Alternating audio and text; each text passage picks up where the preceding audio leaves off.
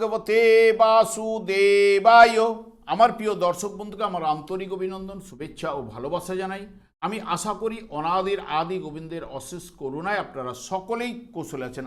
আজ মকর রাশির জীবনে বারবার এত কষ্ট ভোগ করতে হয় কেন, গোপন সত্যগুলি কি, তা নিয়েই আমি কমল শাস্ত্রী এই ভিডিওতে বিস্তারিতভাবে আলোচনা করব।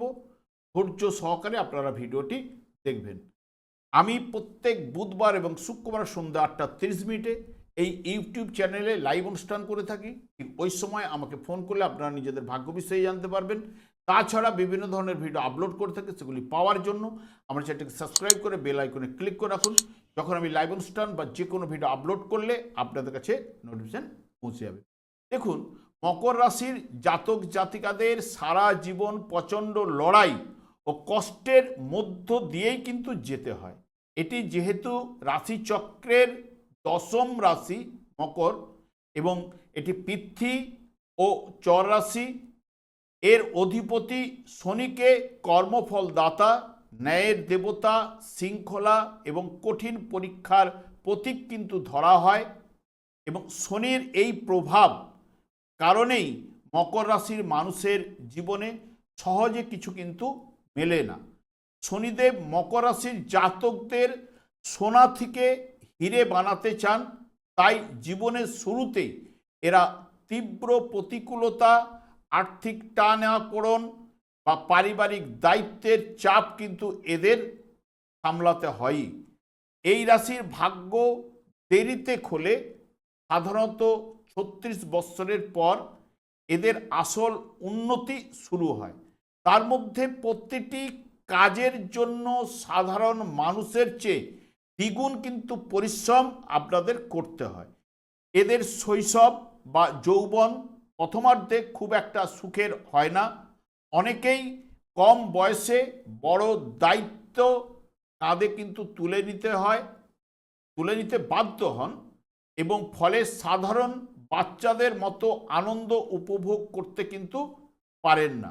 মকর রাশির মানুষ নিজেদের দুঃখ কাউকে দেখান না, মনের কষ্ট বুকেই চেপে রাখেন, যা তাদের মানসিক চাপ কিন্তু বাড়িয়ে দেয়। এরা যাদের জন্য নিজের সর্বস্ব উজাড় করে দেন, তাদের কাছ থেকেই জীবনে বড় বড় ধোঁকা বা আঘাত কিন্তু পেয়ে থাকেন। এদের বাইরে থেকে খুব গম্ভীর, কঠোর বা আবেগহীন মনে হতে পারে, কিন্তু ভেতরে এরা অত্যন্ত দয়ালু, আবেগপ্রবণ এবং যত্নশীল কিন্তু হন। এরা কারো দয়া নিতে কিন্তু পছন্দ করেন না। তবে কেউ যদি এদের চরম ক্ষতি বা বিশ্বাসঘাতকতা কিন্তু করে, তাকে এরা সহজেই কিন্তু ক্ষমা করতে পারে না। মকর রাশির একটি অদ্ভুত বৈশিষ্ট্য রয়েছে। এরা ছোটবেলায় বুড়োদের মতো গম্ভীর ও দায়িত্বশীল আচরণ করেন, কিন্তু বয়স বাড়ার সঙ্গে সঙ্গে এদের মন হালকা, প্রাণবন্ত ও তরুণ হতে কিন্তু শুরু করেই। এদের জীবনের প্রথমার্ধে স্ট্রাগল কাটলেও এরা নিজেদের যোগ্যতায় শূন্য থেকে সাম্রাজ্য কিন্তু গড়ে তোলেন। মাঝ বয়সের পর এদের প্রচুর ধনসম্পত্তি ও মান সম্মান কিন্তু লাভ হয়ে থাকে। প্রেমের ক্ষেত্রে এদের অনেক পরীক্ষাও কিন্তু দিতে হয়, তবে এরা অত্যন্ত বিশ্বস্ত সঙ্গী পান। বিয়ের পর প্রথম দিকে পার্টনারের সঙ্গে মতের অমিল হলেও ধীরে ধীরে সংসারে স্থিতিশীল কিন্তু ফিরে আসেই। পরিবারের সব দায়িত্ব এরা একাই কিন্তু টানেন, তবে বিনিময়ে এরা সবার থেকে ভালোবাসা বা প্রশংসা কমই কিন্তু পেয়ে থাকেন, যা এদের একাকিত্ব বড় কারণ। এরা বাইরে নিজেদের খুব কঠোর, শান্ত ও আবেগহীন হিসেবে দেখান। এরা মনে করেন যে এদের আসল কষ্ট কেউ কোনোদিন কিন্তু বুঝবে না। কেউ এদের সাথে খারাপ ব্যবহার করলে এরা সহজে কিন্তু ভোলে না। মুখে কিছু না বললেও সেই আঘাত বছরের পর বছর কিন্তু মনে রাখেই।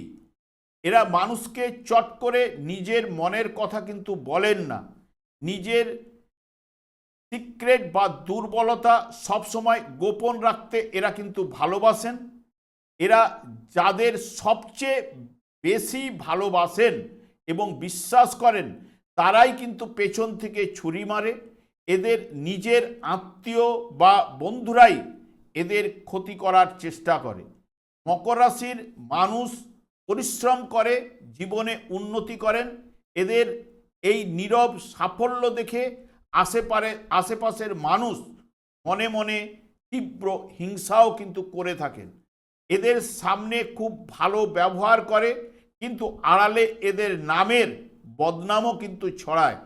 এমন মানুষের সংখ্যা এদের জীবনে কিন্তু প্রচুর রয়েছে। এদের অফিসে বা ব্যবসায় কর্মদক্ষতা দেখে সহকর্মীরাই প্রায় ঈর্ষান্বিত হয়ে এদের নামে ষড়যন্ত্র কিন্তু করে থাকেন। নিজের যাবতীয় প্ল্যান বা আইডিয়া বা জমানো অর্থের কথা পরিবারের বাইরে কাউকে কিন্তু বলবেন না। কেউ হঠাৎ খুব বেশি প্রশংসা করলে তার থেকে দূরত্ব বজায় রাখতে পারলে আপনার ক্ষেত্রেই কিন্তু ভালো। শনিদেব আপনার ক্ষতি করতে কিন্তু চান না, তিনি আপনাকে শক্তিশালী করছেন। আপনার তৈরি ভিত্তি কখনো ভেঙে পড়বে না। তবে সব কষ্ট নিজের বুকে চেপে না রেখে বিশ্বাসযোগ্য কোনো মানুষের সাথে আপনি শেয়ার করতে পারেন। মনে রাখবেন, শনিদেব হচ্ছে কর্মের দেবতা, তাই কোনো দরিদ্র, বৃদ্ধা, প্রতিবন্ধী ব্যক্তিকে সাধ্য মতো আপনি সাহায্য করলে শনিদেবের কুপ্রভাব অনেকটাই কিন্তু কেটে যাবে। কখনো নিজের জ্ঞান বা প্রতিভার অহংকার আপনি একদমই করবেন না। প্রতি শনিবার আমিষ আহার বর্জন করুন এবং সন্ধ্যের সময় অশ্বত্থ গাছের তলায় আপনি সরষের তেলের প্রদীপ জ্বালান। যা শনিদেবের কুপ্রভাব কিন্তু এতে দ্রুত কিন্তু কাটেই। বা প্রতি শনিবার শনি মন্দিরে সরষের তেলের প্রদীপ জ্বালান, শনিদেব এতেও কিন্তু সন্তুষ্ট হন। আমি আর দীর্ঘায়িত না করে আমি আচার্য কমল শাস্ত্রী প্রত্যেক বুধবার এবং শুক্রবার সন্ধ্যে 8:30 এই ইউটিউব চ্যানেলে লাইভ অনুষ্ঠান করে থাকি। ঠিক ওই সময় আমাকে ফোন করলে আপনারা নিজেদের ভাগ্য বিষয়ে জানতে পারবেন। তাছাড়া বিভিন্ন ধরনের ভিডিও আপলোড করে থাকি, সেগুলি পাওয়ার জন্য আমার চ্যানেলটিকে সাবস্ক্রাইব করে বেল আইকনে ক্লিক করে রাখুন।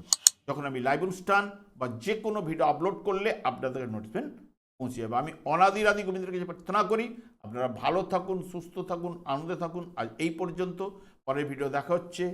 নমস্কার।